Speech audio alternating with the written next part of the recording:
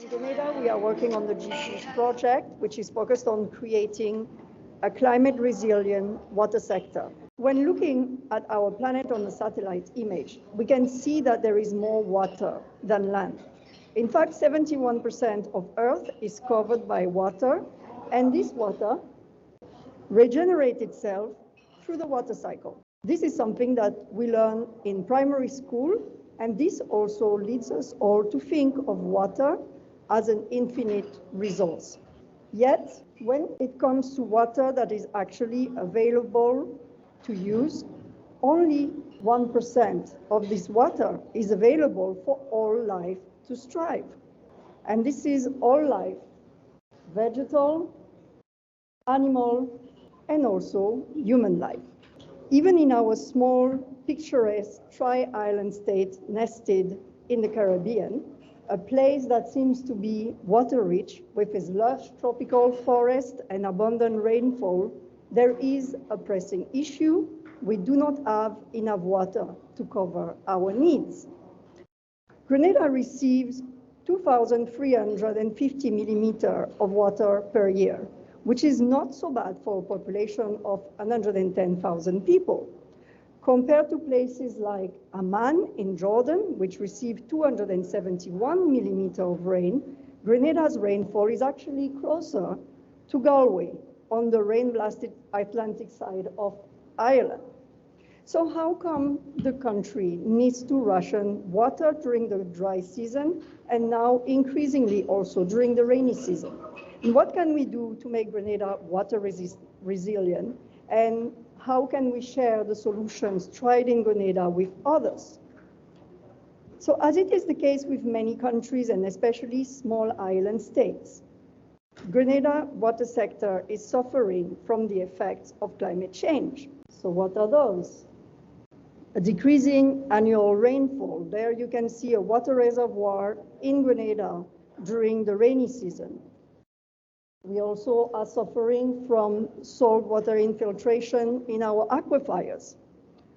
We are also suffering from higher temperature leading to more evaporation. This year was the first time that our National Disaster Agency started to publish those kind of alarm bulletin on heat waves.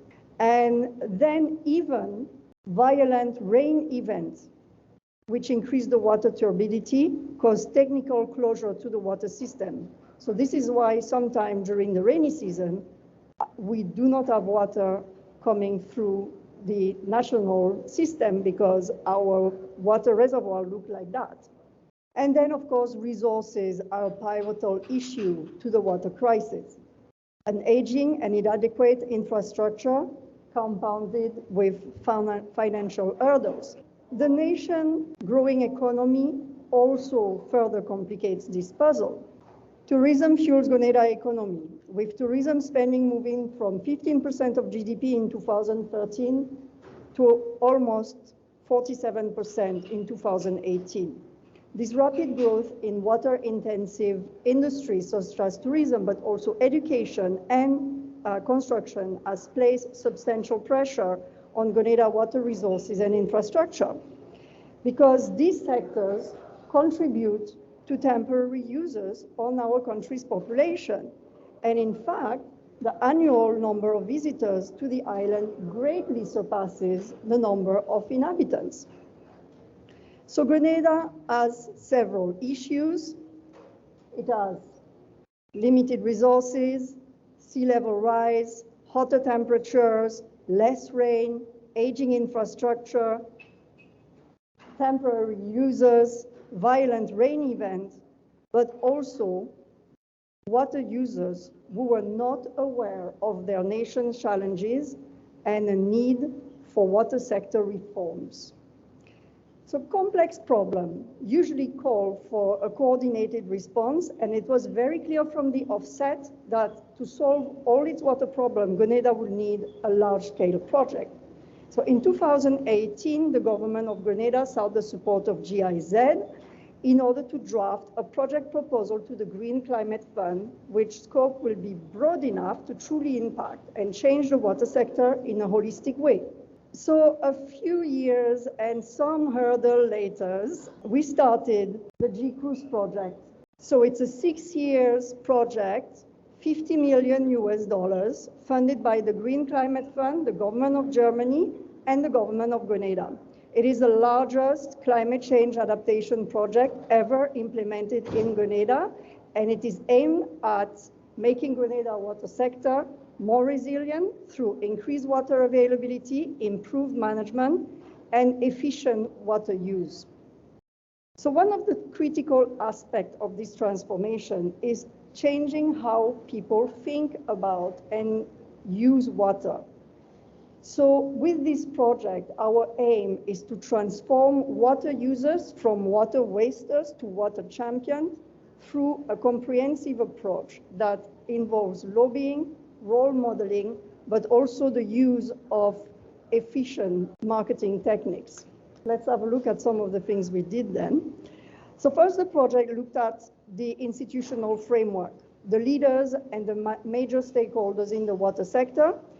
During those initial high-level consultations, which were critical in laying the ground for in-depth sector reforms, such as the creation of the Water Resource Management Unit, but also the review of the water tariff. But eventually, through those consultations, the leadership became so much involved in the communication of the water crisis that the government ministers started to advertise their own water champions way. So we can have a look at what they are saying.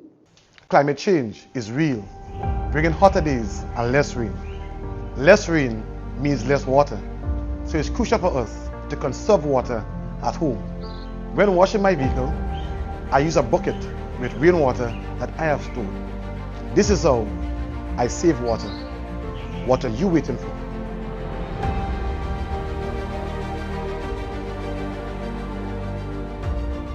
So this was our Minister of Implementation. And then we also had our Minister of Climate Resilience, quite appropriately, who also made advertisement. Climate change is real, bringing hotter days and less rain. Less rain means less water, so it is crucial for all of us to conserve water at home. When washing my fruits and vegetables, I use a bowl of water, and later I reuse it to water my plants. This is how I save water at home. What are you waiting for?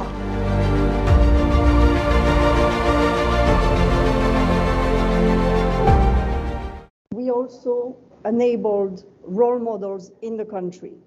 So in partnership with the Grenada Development Bank, 2 challenge funds were launched to help businesses in the agriculture and the tourism sector install rainwater harvesting system and water efficient devices. So the expected outcome was to showcase the system so that there will be replication in the industry, but also establishing supply network and training specialists to the rainwater harvesting system, which is not completely evident on the ground right now.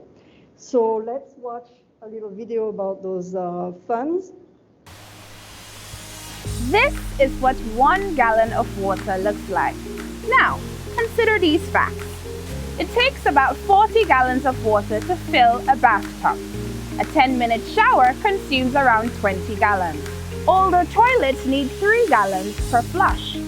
An irrigation system takes anywhere between 4 to 10 gallons per minute, depending on its design.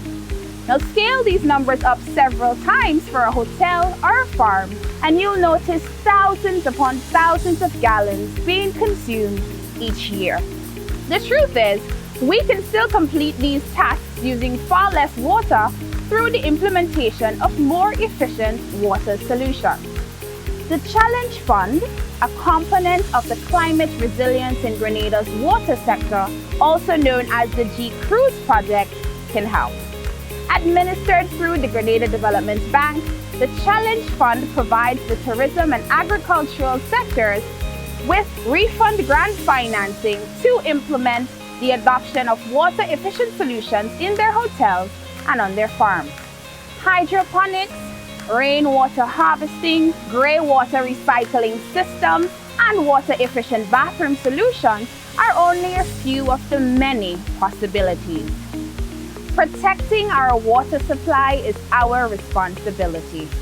Water is not an infinite resource. Every drop counts. For more information on the Challenge Fund, contact the Grenada Development Bank at 440-2382.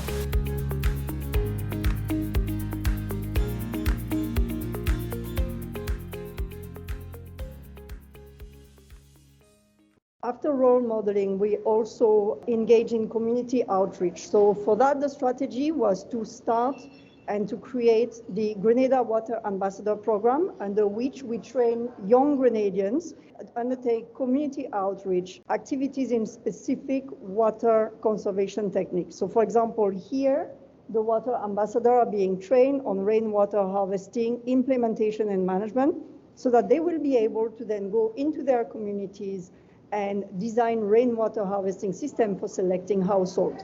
But the real magic really lies in public awareness and engagement, because small changes in big number will have a pivotal role in achieving the water sustainability that we expect for Grenada. So the program is implementing a large public awareness component that includes community and school outreach, advertisement on multiple media channels, but also a vibrant social media presence and many more activities, such as participation at fairs, for example, billboards. So we are leveraging the creative marketing strategies to strike a chord with the general public, and we are tapping into Grenadians' pride in their culture and tradition, like, for example, the carnival and the Christmas season, to link with them. So we're going to watch some of the ads that we have produced. Save water! Save water!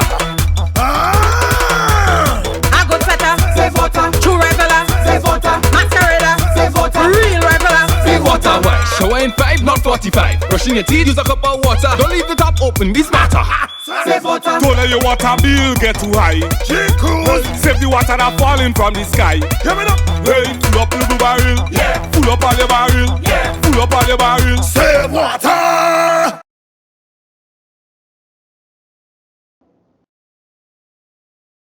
You can imagine that this is for our carnival season, the advert that we produced there. And then we had a whole series of adverts for the Christmas season as well. Oh, oh, oh. You better watch out. You better not cry. He making a list and checking it twice. He going to find out Lord, you're nice.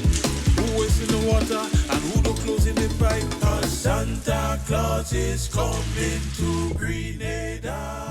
nice.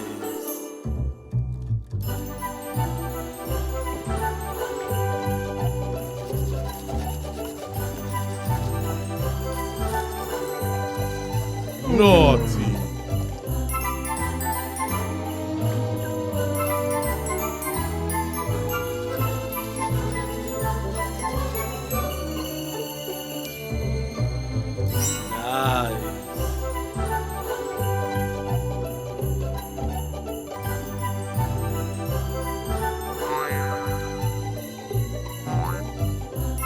Ho, ho, ho! Santa is looking for water champions this year. Would you be one of them?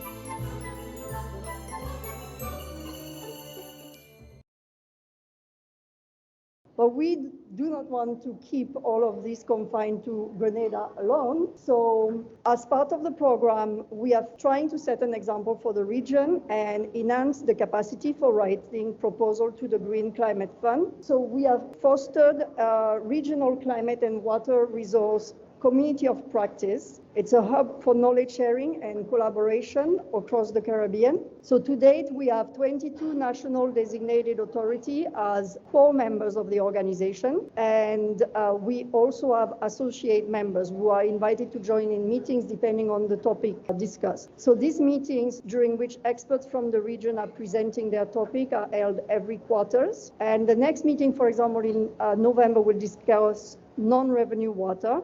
So that's water that's being wasted through leaks in the pipe or meters that are not working properly, for example. And the one after that will be on rainwater harvesting legislation. So this is countries which are already, for example, implementing laws when each building must have some rainwater harvesting system, which is something we are considering also for Grenada, but not inside of our legislation yet. So you are welcome to see me at the end, or anyone online to put your request in the chat. If you would like to register on the database of this community of practice so that you could be informed of the next meeting.